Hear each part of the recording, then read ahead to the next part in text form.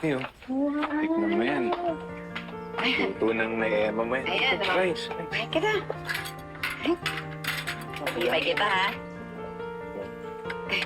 Ano, dagdagan ko ba? Okay na yan? Okay na yan? Anak, malungkot ka ba? Hindi mo ba gusto itong ginagawa namin?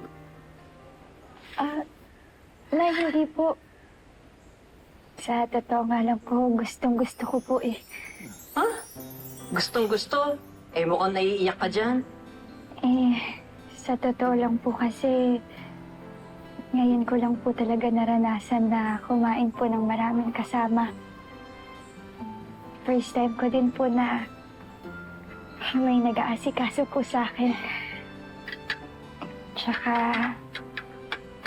ngayon ko lang po naranasan na magkaroon po talaga ng parang totoong pamilya.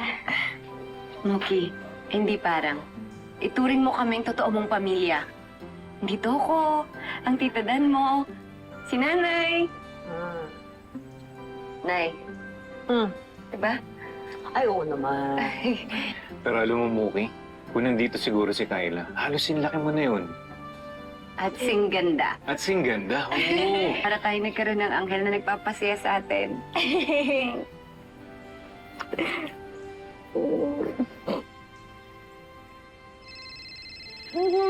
Oh, di ba?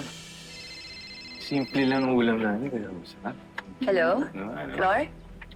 Emma, magkita tayo.